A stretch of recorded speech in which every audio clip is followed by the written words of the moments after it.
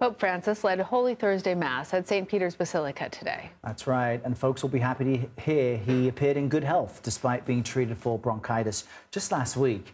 Today is one day of a very busy week for the Pontiff, ending with Easter Sunday Mass at St. Peter's Square. Let's bring in CBS News senior foreign correspondent Seth Doane, who is in Rome. Seth, tell us about concerns about the Pope's health. And we heard that the Vatican says that he intends to participate in all of the rest of Holy Week services. But remember, this is an 86-year-old pontiff. He just got over bronchitis. He was hospitalized with that. He has only one lung. How realistic is that?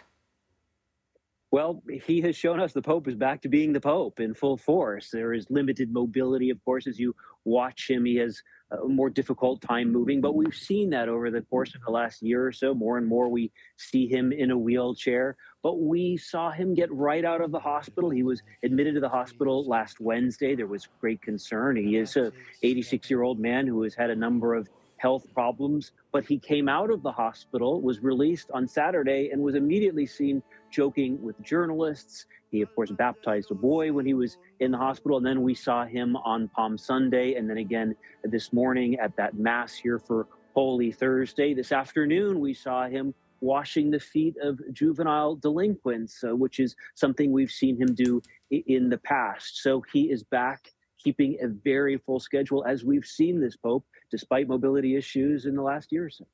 And we know that last year, Seth, Pope Francis said, quote, "The door is open," end quote, for him to potentially retire because of his health. And I know that we spoke about this last week, but are there now kind of like new or renewed questions about his future or about when he might decide to retire?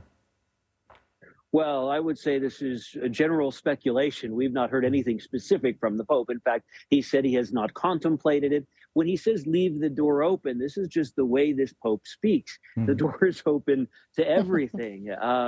He has left the door open to, yes, retiring, but never said that he would. He said he hasn't contemplated. In fact, he said he would only retire if incapacitated. Notably, he has had knee problems, and he has also said that to run the church, you need your head, not your legs.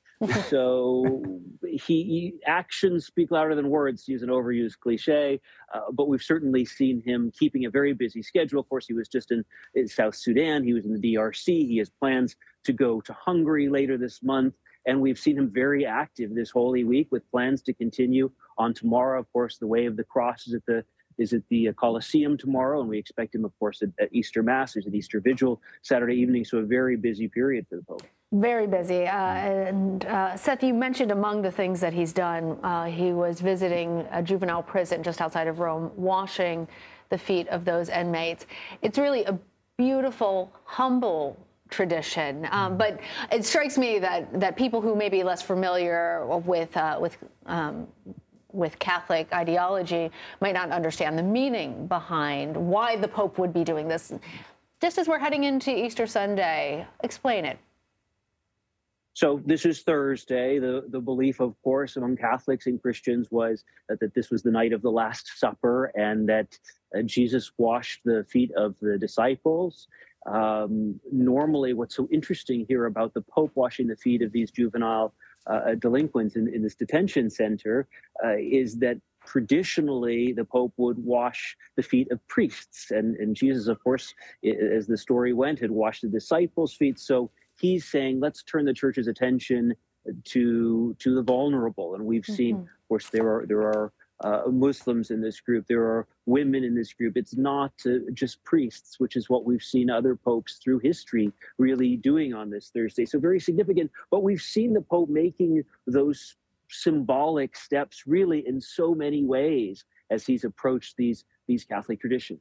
It's really this beautiful part of the scripture that says that Jesus told his disciples, "As I washed your feet, I have given you the example, so must you do unto others." Essentially, humbling yourself. Wow, you're good on your My CCD teachers would be proud. I'm impressed. I have to say, as someone who watches these things all the time and lives here in Rome and covers the Vatican, I was watching these pictures of him washing the feet today, and if you just stop, it is really quite touching and moving in the way that this Pope has tried tried to look at the poor and include the vulnerable and make sure the world pays attention. Yeah, yeah, absolutely. And so much in alignment with the message that he seeks to teach. All right, Seth Doan, thank you. Thank you, Seth.